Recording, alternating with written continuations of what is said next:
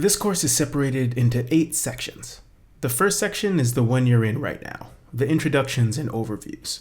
In this section, we'll introduce the course and myself, the instructor. Then we'll get you set up with everything you need to complete the exercises that come later.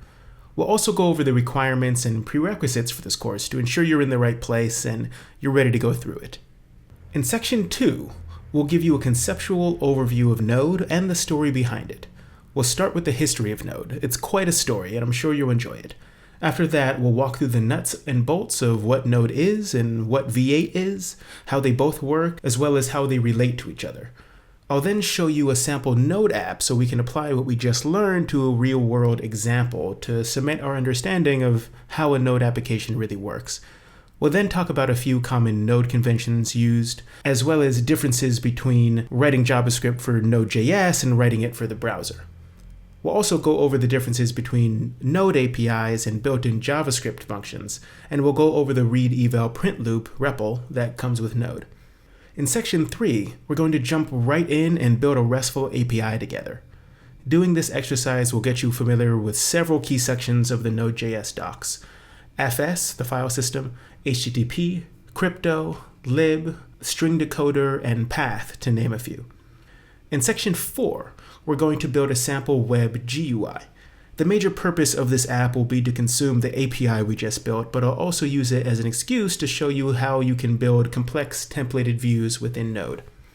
In section 5, you're going to build a command line application that takes user inputs from the console, processes them, and writes outputs back out to the console. This will get you acquainted with Node's readline, events, TTY, V8, and OS modules. Very few Node developers have ever built a command line tool in Node. After this section, you'll be one of them, and you'll have done it without a framework. How about that? Section 6 is all about testing. Did you know that Node has a built-in assertion library, and that writing tests is as easy as creating a file? No quote-unquote test runners or pipelines are needed here. In this section, you're going to write tests for a few of the functions that we wrote in the previous projects. We're going to write unit tests and also show some examples of how you'd test your new API over HTTP. We'll also explore how to use the strict JavaScript flag to lynch your code for syntax errors, and how to use the debugger to pinpoint issues during execution. Section 7.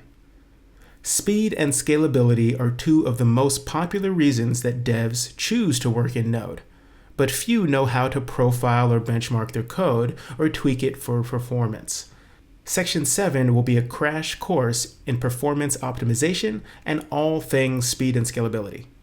Here, we'll refactor some of our earlier apps so that they're less resource hungry, and then use the performance hooks module to time the execution of certain processes.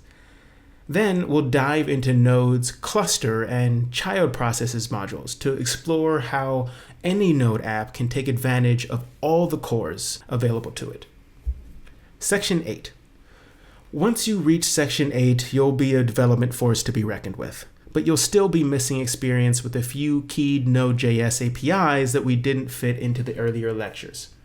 Section 8 is dedicated to all these loose ends.